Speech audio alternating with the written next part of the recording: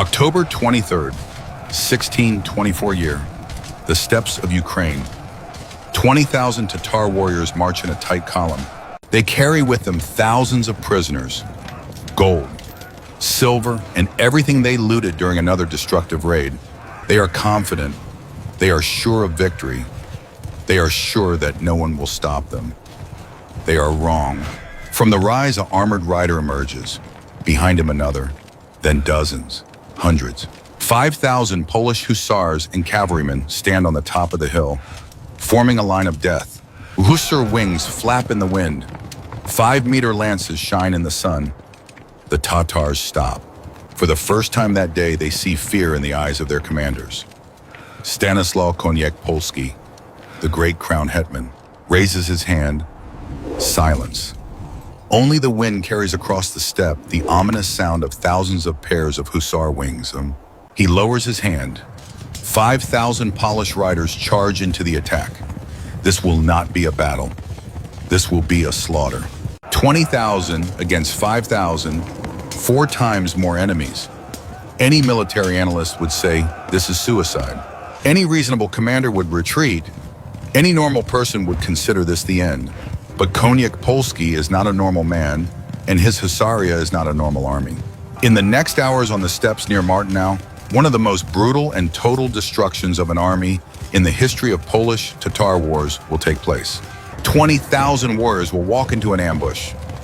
Less than 1,000 of them will escape with their lives. If you want to know this incredible story, stay now, like this video and subscribe to the channel, because what you are about to hear will change your understanding of what the true war machine of the Polish-Lithuanian Commonwealth was. Welcome to Machina Wojenne. We begin. The year 1624.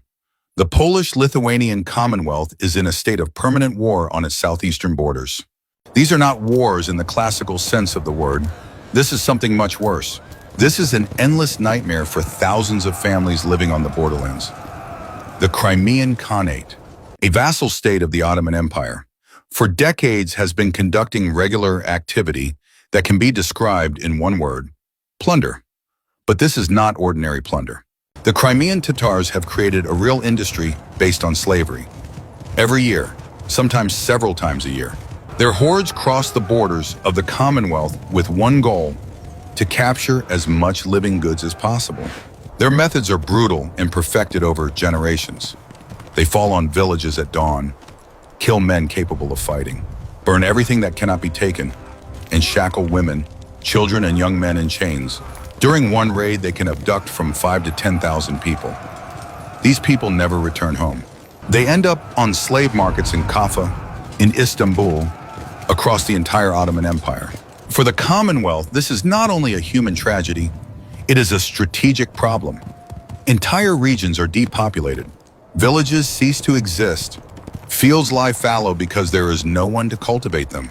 The southeastern borderlands are slowly turning into a desert, and in this hell, the legend of Stanislaw Koniec-Polski is born. He was born in 1591 in a magnate family with long military traditions. His father, Alexander, was an experienced commander. Stanislaw from childhood was raised for one thing: war. There was nothing romantic in it. It was a hard school of survival in a world where every mistake on the battlefield meant death. At the age of only 16, he takes part in his first real campaign against Moscow, the year 1609, the Battle of Klushino. There he sees for the first time what the true power of Polish Hussaria is. 4,000 Polish soldiers routed 35,000 Russians. The young Koniec-Polski observes, learns, remembers every maneuver. The next years are constant fighting. Koniec-Polski fights Moscow, Turkey, Sweden. But his real specialty becomes the Tatars. He knows their tactics better than anyone else in the Commonwealth. He fought them dozens of times. Won, lost, learned from every clash. In 1623, he becomes the great crown hetman. He is 32 years old. For many, he is too young for such a high position. For those who fought by his side, it is the only logical choice. Koniec-Polski is not a politician. He is a warrior. He lives for battle. His mind works like a tactical machine, analyzing terrain, predicting enemy movements, seeking weaknesses. The Crimean Tatars know his name and fear him. But fear does not stop them from further raids. In 1624, the Crimean Khan Mehmet II Giray issues an order for another great plundering expedition. His younger brother Shahin Giray receives command over a powerful army, 20,000 riders. This is one of the largest forces the Crimean Khanate has sent north in many years. The goal is clear: to penetrate deep into the Ukrainian lands of the Commonwealth, to loot everything possible, to capture as many slaves as possible, to return before the Polish army can react. It is a proven plan. It has worked dozens of times before. Shahin Giray is confident. He has fourfold numerical superiority over any force the Poles can quickly mobilize. He has the best horse archers in Europe. He has experienced veterans who participated in dozens of raids. He has logistical support from the Khanate. He has everything. Everything except one thing. He does not know that opposite him stands Stanislaw Koniec-Polski, and this will turn out to be his greatest mistake. Koniec-Polski receives news of the raid when the Tatar army has already crossed the border. He has only 5,000 soldiers at his disposal. There is no time to wait for reinforcements. There is no time to mobilize larger forces. He has only his mind, his experience in the best war machine ever created. The Polish Husaria, most commanders would retreat, would save the army, would wait for a better opportunity. Koniec-Polski is not like most commanders. Koniec-Polski does not waste a moment. The news of the Tatar raid reaches him on 21 October 1624. He has 48 hours, maybe less, before the Tatars devastate more settlements and begin the retreat with thousands of prisoners. He issues orders. Immediate mobilization. Every soldier available within 1 day of march must report to the hetman. There is no time for ceremony. There is no time for long preparations. There is only time for war. His army numbers 5,000 men. It sounds impressive, but compared to 20,000 Tatars, it is a drop in the ocean. Yet this drop contains the power of a hurricane, because in the ranks of Koniec-Polski, there are 1,200 Husarsson, the true elite, the best heavy cavalry in Europe, perhaps in the whole world. Who are the Hussars? They are not ordinary riders. They are armored warriors on specially bred horses, capable of carrying the weight of a man in full armor plus additional equipment. Every hussar wears a cuirass. That is a plate armor covering the torso, shoulder guards, a helmet with nasal protection. The whole weighs from 15 to 20 kilograms. In addition, a sissak with plumes, a saber, a concerts, a 4 or 5 meter lance, pistols, sometimes a bow, but the most important are the wings. These characteristic constructions made of wood and eagle or falcon feathers, mounted behind the back or at the saddle, serve not only to intimidate. During the charge, they emit an incredible, terrifying sound. The whistle of thousands of feathers rushing at the speed of a galloping horse is something that paralyzes enemies. It is a psychological weapon of the highest class. Hussars charge in a tight formation in a square or wedge. Their lances are from 4 to 5 meters long. This is a one-use weapon. After the strike, it usually breaks, but the effect is crushing. A hussar galloping at a speed of 40 kilometers per hour with a 5-meter lance aimed at the target has the impact force of a car. Such a lance pierces armor, pierces body, often pierces 2, 3 people with one thrust. Besides Husaria, Koniec-Polski has lighter cavalry at his disposal, Cossacks, petty corps, pancerni. They are fast riders, armed with sabers, bows, pistols. Their task is different from the Hussars. They scout, harass the enemy from a distance, cut off escape routes. In the hands of a good commander, they become a deadly trap. Infantry is a supporting force. In this campaign, it will not have time for long marches. Koniec-Polski takes with him only the fastest foot soldiers, capable of keeping up with the cavalry. The rest stay behind. On the other side stands the army of Shahin Giray, 20,000 Tatar warriors. This is a powerful force, but completely different from the Polish one. The Tatars are masters of maneuver warfare. Their basic unit is a light horse archer, fast, agile, deadly effective from a distance. A Tatar warrior from childhood learns to ride a horse and shoot a bow. At the age of 12, he can hit a bird in full gallop. At the age of 18, he is ready for war. Their tactic is simple and proven. Avoid direct confrontation. Attack from a distance. Exhaust the enemy. Do not get caught in a trap. The Crimean Khanate for centuries has perfected this method. Raids on the Commonwealth, on Moscow, on the Caucasian lands. Everywhere the same principles. Quick attack. Loot what you can. Quick retreat. There is no sense in risking an open battle when you can win through speed and mobility. Shahin Giray is an experienced commander. He participated in dozens of such raids. He knows that his greatest asset is numbers and speed. He has fourfold superiority. He has thousands of experienced warriors. He has logistics, supplies, knowledge of the terrain, but he also has one fundamental problem. He does not know that Koniec Polski is already chasing him. The hetman gathers his 5,000 men on 22 October, one day of mobilization. Other commanders would need a week. Koniec Polski needs 24 hours. His soldiers are trained for this. They know the orders before they are issued. They know what to do. There is no chaos. There is no panic. There is only a cold, professional war machine that begins to move. Intelligence reports the Tatars are 30 kilometers to the southeast. In the area of Martinow, they are looting villages, gathering prisoners. They are confident. No one is chasing them. No one has enough forces to threaten them. Koniec Polski smiles. It is not a smile of joy. It is the smile of a hunter who has just spotted the prey. He issues the order to march.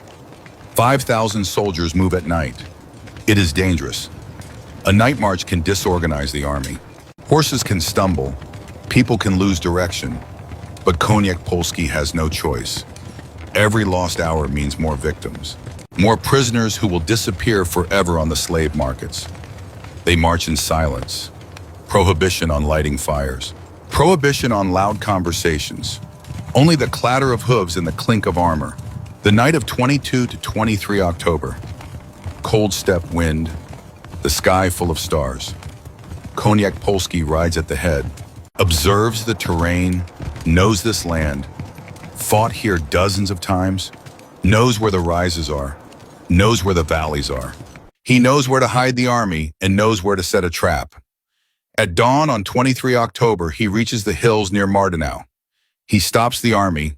Scouts report. The Tatars are 2 kilometers further. In the valley, they have set up camp. They are packing loot, preparing for retreat. 20,000 warriors, 5,000 Poles, 4 to 1, Michel. Koniec Polski looks at his hussars. They look at him. No words are needed. They know what to do. This will not be a battle. This will be a slaughter. A polished slaughter. 23 October, morning hours. Koniec Polski stands on the rise and looks at the valley stretching before him. He sees the Tatar camp. He sees thousands of horses. He sees prisoners shackled in chains. He sees smoke from fires. He sees the enemy who feels safe. This is the moment that will decide everything. One mistake and his 5,000 soldiers will die under a hail of Tatar arrows. One wrong decision and Shahin Giray will escape with the prisoners, and the Commonwealth will lose another thousands of citizens. The hetman analyzes the terrain with the precision of a surgeon. The valley is about 3 kilometers long, surrounded on 2 sides by hills overgrown with low steppe vegetation, enough to hide riders if they lie flat on the ground. On the left side of the valley runs a dry ravine, a remnant of an old stream, 20 meters wide, 4 meters deep, the perfect corridor to hide part of the army. The Tatars have spread out in the center of the valley. Their camp has no permanent fortifications. It is a nomadic tradition. Tents set up in loose groups, horses grazing in 3 herds on the sides, prisoners held at the back of the camp, guarded by hundreds of sentries. Shahin Giray is cautious, but does not expect an attack. His scouts have not reported any Polish army in the area. Koniec Polski gathers his commanders. Hussar, rotmisters, commanders of pancerny banners, Cossack captains. He speaks quietly, calmly, without emotion. These are orders, not a speech. First phase, hide the army. He divides the Husaria into three groups. The first 400 riders under the command of Rotmisters Alexander Kosakowski take position in the eastern part of the hills. This will be the main striking force. The second group, 300 Hussars, hide in the western ravine. The third group, 500 most experienced Hussars, stay with the hetman on the northern rise. Light cavalry. Pancerni and Cossacks are positioned in 3 points. Their task is key to cut off escape routes. 200 Cossacks take position at the southern end of the valley. This is the only road by which the Tatars can escape back to Crimea. Another group of Pancerni hides on the eastern side. The last on the western, infantry stays in reserve at the rear of the Hussar positions. If something goes wrong, they are to form the last line of defense. It is a classic horseshoe-shaped trap. The Tatars are in the center, surrounded on 3 sides by Polish forces. The fourth side southern, seemingly open, but blocked by Cossacks. But Koniec Polski needs something more. He must force the Tatars to go deeper into the trap. 20,000 riders is a huge force. If they notice the threat too early, they can withdraw or scatter. And a scattered enemy cannot be completely destroyed. The hetman needs bait. He chooses 100 Cossacks, the best riders, the fastest horses. Their task is simple and mortally dangerous: to show themselves to the Tatars, to provoke them to pursuit, to draw them deeper into the valley, straight into the arms of the waiting Husaria. The orders are clear. No one shoots before the signal. No one moves before the signal. Total silence, total concealment. The hetman will observe from the northern hill. When he decides that the moment is right, he will raise the banner. This will be the signal to attack. The soldiers take positions. The Hussars remove the wings so they do not make sound. They lie flat on the ground. The horses are held by the muzzles so they do not neigh. Full silence. Only the wind rustles over the steppe. 9 o'clock in the morning. The sun rises over the horizon. In the Tatar camp movement, warriors pack loot. Prisoners are formed into columns. Preparations for departure. Shahin Garai wants to move no later than noon. The sooner he reaches back to Crimea, the safer it is. Koniec Polski observes through a telescope. He sees the Tatar commander, a tall man in rich attire surrounded by his personal guard. Shahin Giray issues orders. His army begins to form into a marching column. The hetman waits. Not yet too early. He must wait until the Tatars are in the worst possible position, stretched in a column, concentrated on packing and organizing the march. Unaware of the threat, 10 o'clock, the Tatar column begins to move. First the vanguard, 1,000 riders, then the main forces with prisoners in the middle, the rear guard at the back. They stretch over more than 1 kilometer in length. Now this is the moment.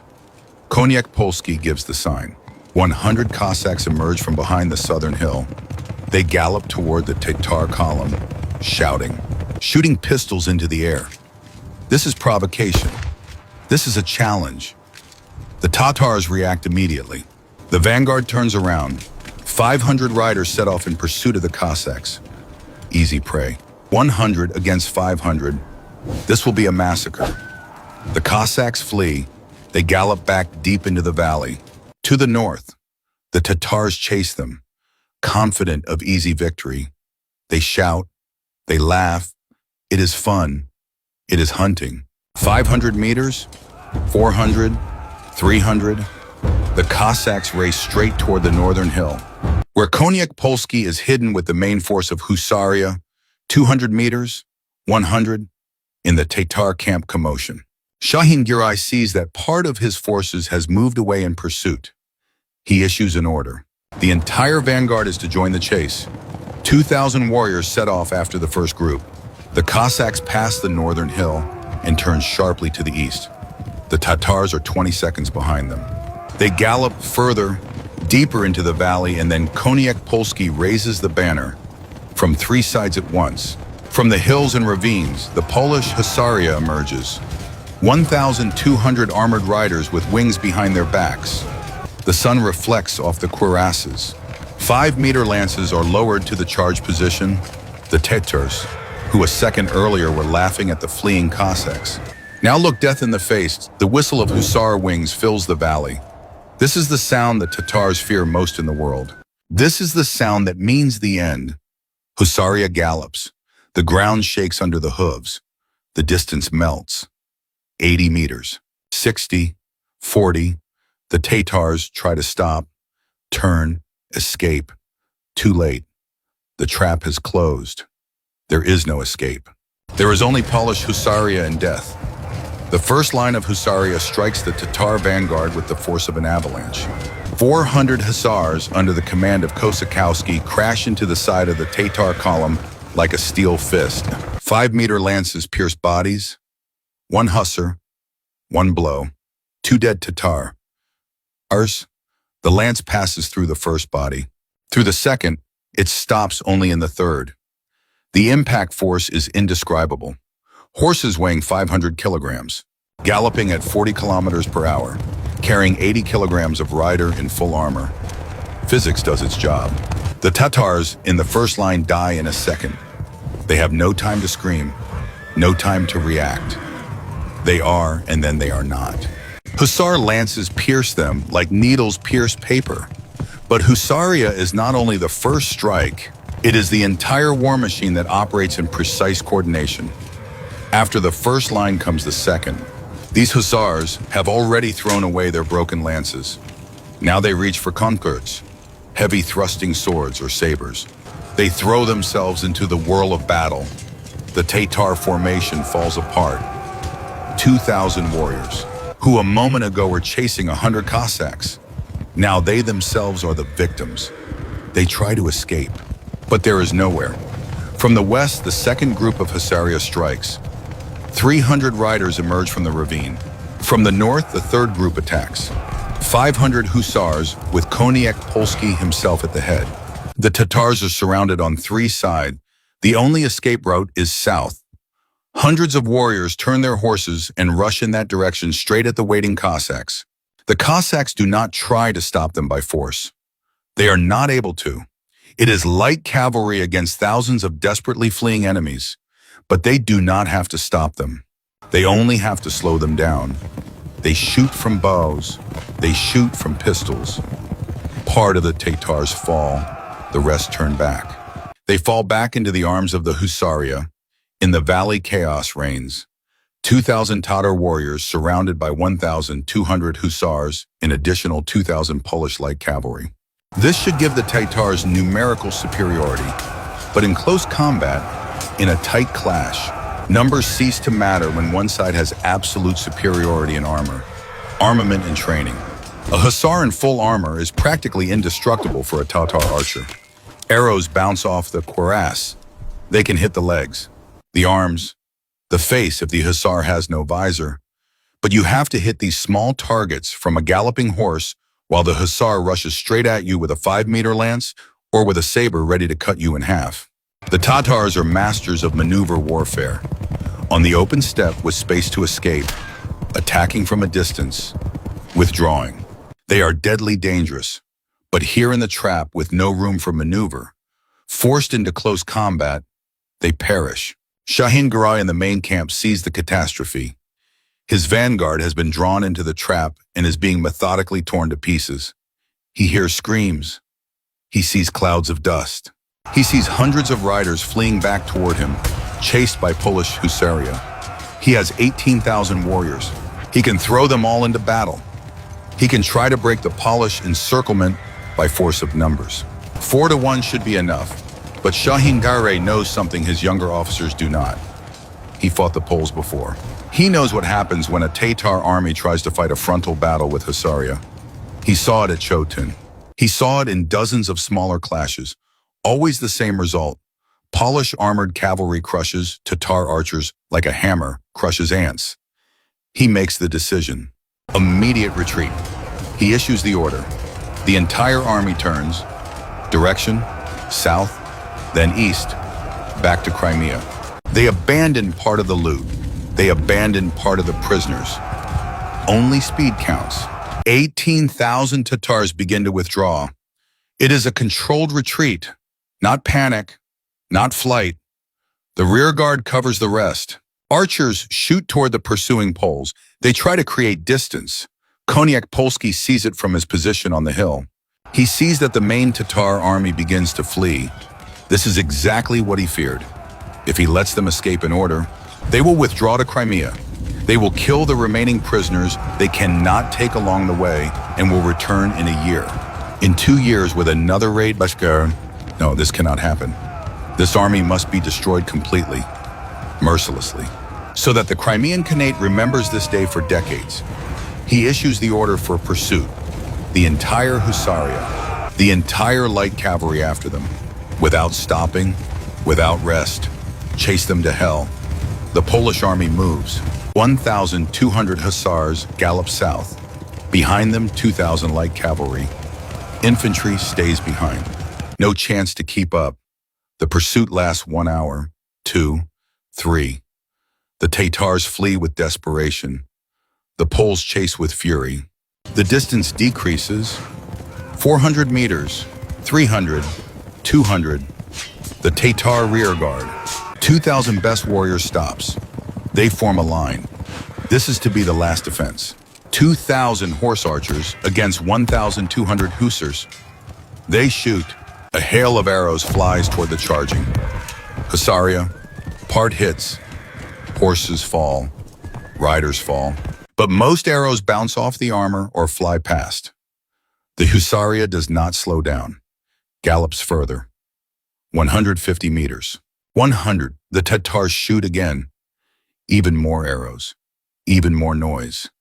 Even a few more hussars fall. 30 meters. The Tatars shoot a third time. This is the last salvo before the collision. 10 meters. The Husaria crashes into the Tatar line like an axe into wood. The sound of the collision can be heard for a kilometer. The scream of men, the neighing of horses, the crash of steel on steel. The Tatar line breaks. It does not hold.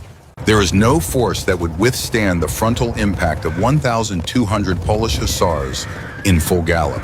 This is physics. This is the mathematics of death. 2,000 Tatar warriors fall apart into fragments. Hundreds die in the first seconds. The rest flee. They try to reach the main army, which continues to retreat south. Koniak Polski does not give them a chance. His light cavalry, Cossacks, and Pancherny overtake the fleeing. They attack from the flanks, cut off the road, force them to stop. Another group of Tatars, about 1,000, surrounded. Another fight, another slaughter. The Poles take no prisoners. They have no time. They have no resources. This is total war. This is revenge for decades of raids, for thousands of abducted people, for burned villages, for destroyed lives. The Husaria is merciless. The Hussar saber is a weapon created for one thing, killing from a horse. 90 centimeters of curved steel, light, fast, deadly sharp. One blow from a full swing ends a man's life. The Hussars chop like machines to the right, to the left, forward. Bodies fall around them like leaves. 3 o'clock in the afternoon, the battle has been going on for 5 hours. The Tatar army is torn to pieces. From 20,000, maybe 15,000 remain. 5,000 are dead or dying on the steppe. Shahin Gaire tries to gather the remnants of his army. He tries to create a new line of defense. He tries anything. But his army is demoralized. They have seen their comrades torn apart by Polish Husaria. They have seen how the best warriors of the Khanate fall like grass under a scythe. Fear spreads faster than fire. Hundreds of Tatars simply flee. They throw away weapons. They throw away armor. They take only horses and rush east, south. Anywhere away from the Husaria, the controlled retreat turns into a panic flight. 18,000 becomes 15. 15 becomes 12. 12 becomes 10. Koniak Polski continues the pursuit. His hussars are tired. The horses are tired. But they do not stop. They chase further. They kill further. Sunset, 6 o'clock in the evening. 12 hours of fighting. The Tatar army almost does not exist. From 20,000, maybe 6,000 remain. 14,000 are dead, dying or scattered across the steppe. Shahin Jure, with a handful of the most loyal warriors, flees east. He no longer has an army. He has only his own life and a few hundred men who still follow him. The Poles finally stop the pursuit. The horses can no longer gallop. The men barely hold in the saddles. But the victory is total, absolute, crushing. The valley near Martinau is covered with bodies.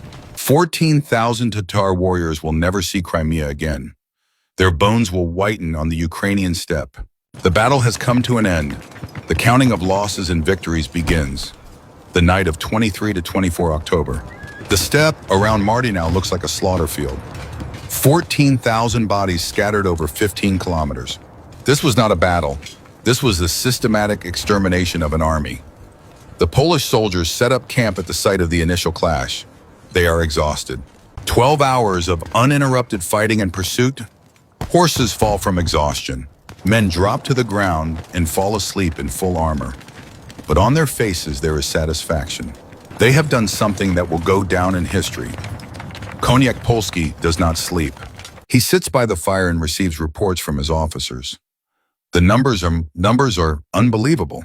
Polish losses: 120 killed, 270 wounded. From 5,000 soldiers, less than 10% casualties. This is a ratio that any commander in history would envy. Tatar losses: 14,000 killed or mortally wounded. Another 2,000 scattered across the steppe, without weapons, without organization, doomed to death from exhaustion or at the hands of local population. Only 4,000 escaped together with Shahin Jure. The loss ratio: 1 Polish soldier killed for 116 killed Tatars. This is not a battle. This is an execution. But numbers are not everything. Koniak Polski knows that true victory is something more than dead bodies on the battlefield. At dawn on 24 October, the most important part of the operation begins: the recovery of prisoners. The Tatars in panic abandon most of the slaves. 7,000 men, women and children shackled in chains, abandoned on the steppe. Some are from the area of Martinau, others from settlements dozens of kilometers away. All were to end up on slave markets in Kaffa. Now they are free. Polish soldiers cut the chains, distribute food, water, clothes. Many prisoners cry. They do not believe that it is already the end. They do not believe that they survived. Some women ask about their children. The Tatars often separated families. Some reunite, some do not. This is the reason why they fight.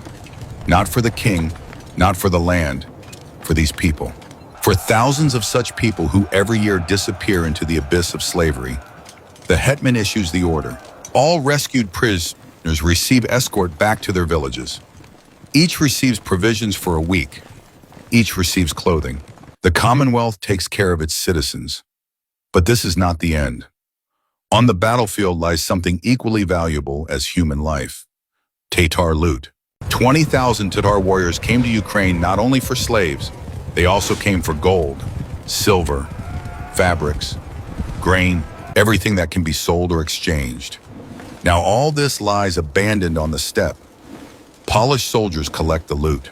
Thousands of bags of coins, hundreds of chests of jewelry, expensive fabrics, weapons, Tatar sabers, bows, armor, horses. The Tatar steppes are famous for breeding excellent mounts. Koniak Polski distributes the loot according to military tradition. Part goes to the hetman, part to the king, part to the officers, but most to the rank and file soldiers. Every hussar, every panzerny, every Cossack gets his share. This is payment for risking life. This is a reward for victory. Besides material loot, there are prisoners. The Poles took about 400 live Tatars. Not out of pity, out of calculation. Tatar prisoners have exchange value.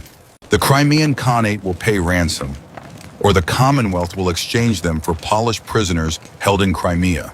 Among the prisoners are Tatar officers, Murzas, Tatar noble warriors. They have the greatest value. One Murza can be worth 10 ordinary soldiers in negotiations, but the most valuable rider escaped. Shahin, brother of the Crimean Khan, the commander of the entire expedition, is alive. He escaped with 4,000 remaining warriors. Konyak Polski considers continuing the pursuit. He could catch them within 2 days. He could completely destroy the entire Tatar army, but his horses are exhausted. His men are exhausted. Resources are running out. He makes the decision. He does not chase further. Shahin Jurey will escape, but he will escape as a defeated commander who lost 80% of his army. He will return to Crimea as living proof of what happens when a Tatar horde meets Polish husaria. This is to be a lesson not only for Shahin Jurey, for the entire Crimean Khanate, for all who think they can plunder the land of the Commonwealth with impunity. The news of the battle spreads like lightning. The rescued prisoners return to their villages and tell how 1,200 hussars crushed 20,000 Tatars. They tell about Konyak Polski, who saved them from captivity. The local population begins to see the hetman as a hero. Villages offer him treats. Women bring bread and salt. Men kneel. Children look with admiration. Konyak Polski accepts all this with dignity, but without pride. For him, it is just another battle, another victory. Another day in the endless war against steppe invaders. 25 October. The Polish army begins the return.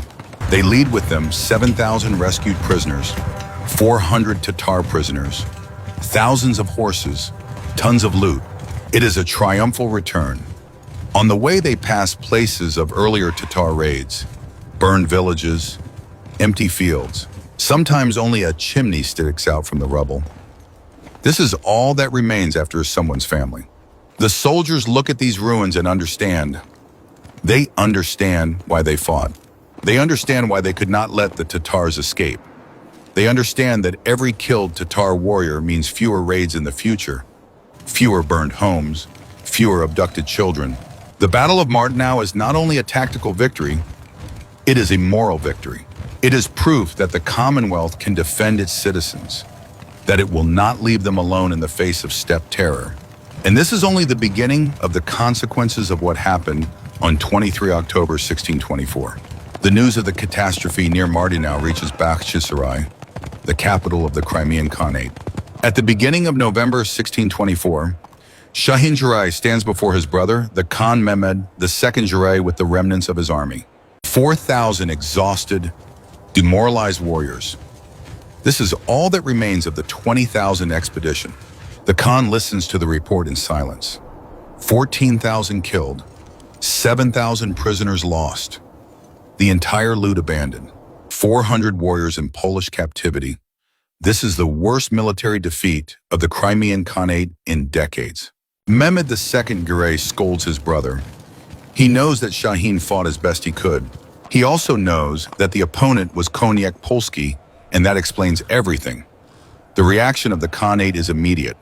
The suspension of all planned raids on the land of the Commonwealth for the next months, and then years. Tatar hordes will avoid the southeastern borderlands of Poland like the plague. The memory of what the Polish husaria did near Martinau is too fresh, too terrifying. In Warsaw at the royal court, the news of the victory causes euphoria. King Zygmunt II Vasa receives the report of Konyak Polski and issues an order for public celebration. 20,000 against 5,000, 14,000 enemies killed, 7,000 citizens rescued. This is a triumph that the Commonwealth has not seen in years.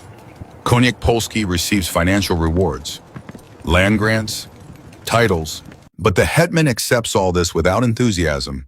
For him, only one thing counts: whether the border will be safe, whether the next Tatar raid will be repelled just as effectively.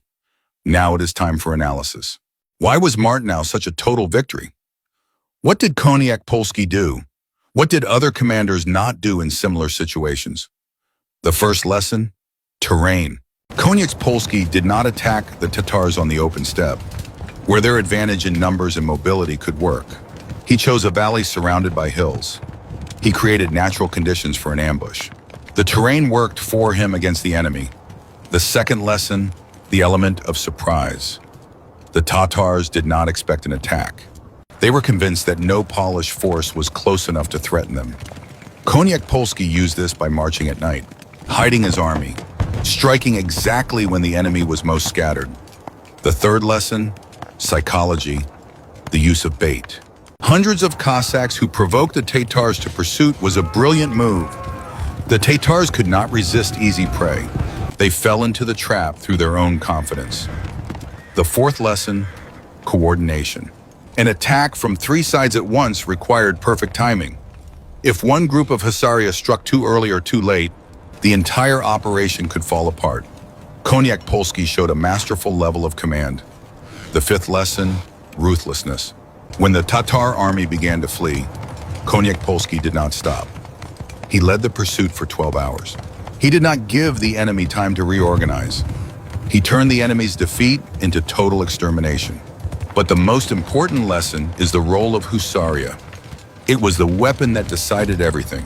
Polish Husaria in 1624 was at the peak of its power.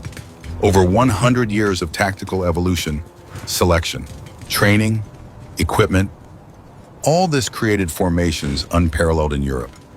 Let us compare. Swedish cavalry, considered one of the best in Europe, charged in loose formation, shooting from pistols. French gendarmerie wore heavy armor, but fought mainly with swords. Turkish Sipahi were fast and agile, but lightly armored. Husaria combined everything. Heavy armor like French gendarmerie, long lances like medieval knights, speed and maneuverability like light cavalry, plus wings, a psychological element that broke enemy morale even before the clash. In the hands of an average commander, Husaria was dangerous. In the hands of Koniak Polski, it was invincible.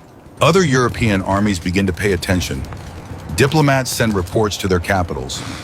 The Austrians, who have their own problems with the Turks, want to know more about Polish methods. The Swedes, still in conflict with the Commonwealth, analyze every detail of the battle. Moscow, the eternal rival, notes every piece of information about Polish tactics. Mardenau becomes a case study, a textbook example of how a smaller but better commanded and better equipped army can destroy a numerically superior opponent. In military academies, in staffs, in conversations between officers, everywhere they talk about Koniak Polski and his Husaria. How is it possible that 5,000 crushed 20? How is it possible that the losses were so asymmetrical? The answer is simple and at the same time complicated. Simple because it comes down to three words: command, discipline, quality. Complicated because each of these elements requires years, decades of building, training, perfecting. Koniak Polski did not win at Mardenau by luck. He won through experience gained in dozens of battles. Through knowledge of the enemy, he fought the Tatars for years. He knew their tactics. He predicted their movements. Through trust in his soldiers, he knew they would execute every order, even if it looked suicidal. Husaria did not win by magic. It won through hard training, excellent horses, the best available armament, a tradition passed down from generation to generation. But there was one more thing: immeasurable, elusive morale. The Polish soldier at Mardenau knew what he was fighting for. He knew that behind his back were villages full of people who would be abducted if he did not win. He knew that defeat meant not only his death, but the death of the system that protects the entire eastern borderlands. The Tatar warrior fought for loot. The Polish soldier fought for the survival of his nation, and that made the difference. Mardenau was not the end. It was the beginning of a change that swept through all of Eastern Europe. In the months following the battle, the southeastern borderlands of the Commonwealth experienced something they have not known for generations: peace. Not complete. The steppe is never completely calm, but relative. Tatar raids, which used to come 2-3 times a year, now happen once every few years. And even then they are smaller, more cautious. They withdraw faster. Why? Because the memory of the 14,000 losses at Mardenau is still fresh. Every young Tatar warrior hears stories from those who survived. Stories about how the Polish Husaria emerged from nowhere. How 5-meter lances pierced 3 people at once. How the charge of 1,200 armored riders sounded like the end of the world. This fear changes the balance of power in the region.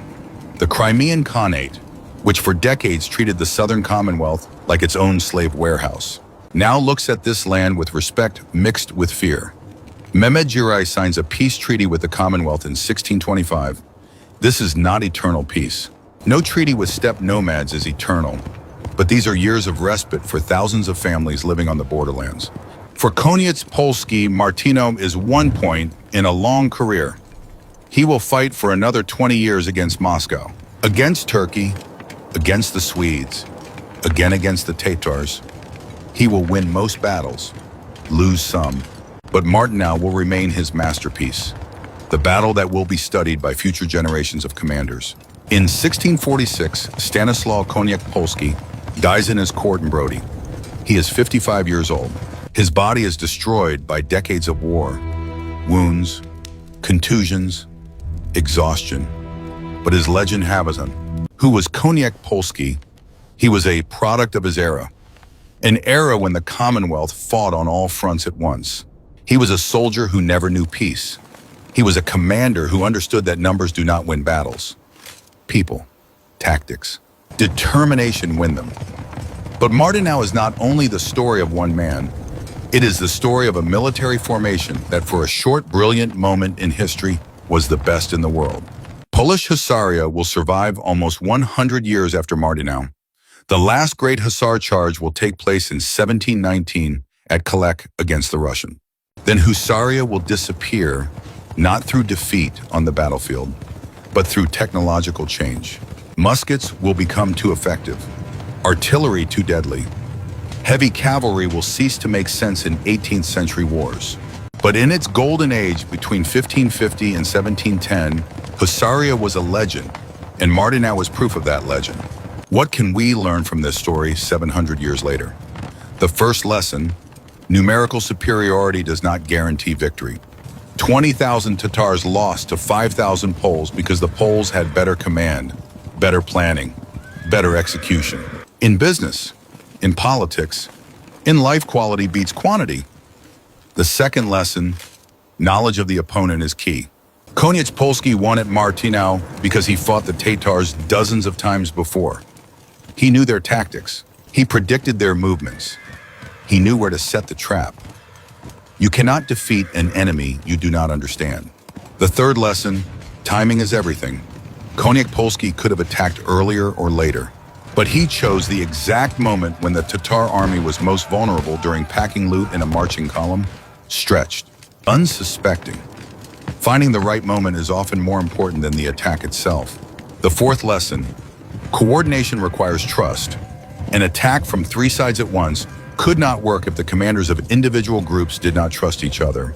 Rotmistrz Kosakowski had to believe that Koniec Polski would strike exactly when he promised. The light cavalry commanders had to believe that the Husaria would break through the Tatar lines. Without that trust, the entire operation would fall apart into chaos. The fifth lesson: morale wins wars. The Polish soldier at Martino knew he was fighting for something greater than himself. He fought for 7,000 prisoners who would end up on slave markets if he lost. He fought for hundreds of villages that would be burned if he retreated. This awareness gave him the strength to fight against a fourfold superior enemy.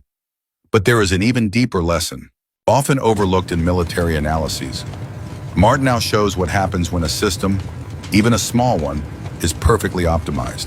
Polish Husaria was not the largest cavalry formation in Europe. It was not the cheapest to maintain. It was not the easiest to recruit, but it was the best at what it was created for, at destroying enemy forces in open battle. Every element was refined. Horses specially bred, stronger than standard mounts. Armor heavy enough to protect, light enough not to slow down. Lances exactly 5 meters, not 4, not 6. Length calculated through decades of experience. Training, years of practice before a hussar was ready for the first battle. Tactics passed down from generation to generation, constantly improved. It was not the work of one man. It was the work of an entire system that for 150 years built, tested, improved the method of fighting. Koniec Polski was a brilliant commander, but even a brilliant commander cannot win with an average tool.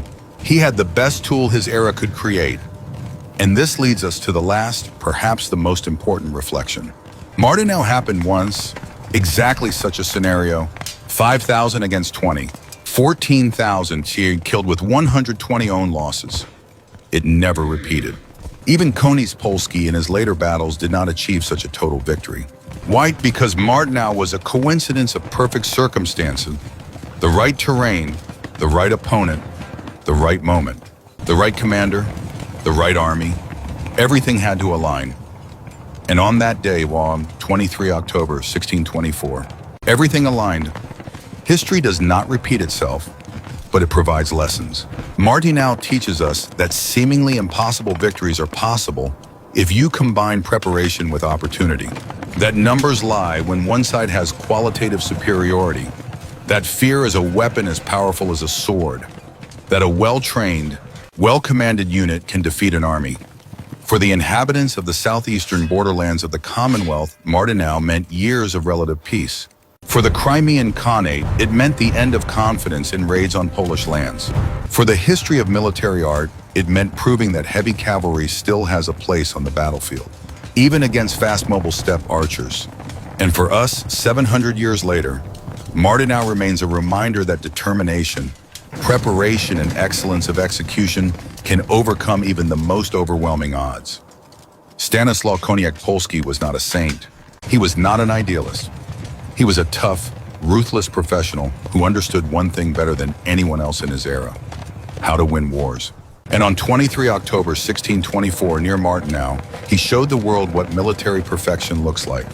A battle that no one has forgotten. A victory that changed the region. A lesson that has survived the centuries. It was the war machine of the Polish-Lithuanian Commonwealth at its most magnificent moment, and that was Martinel.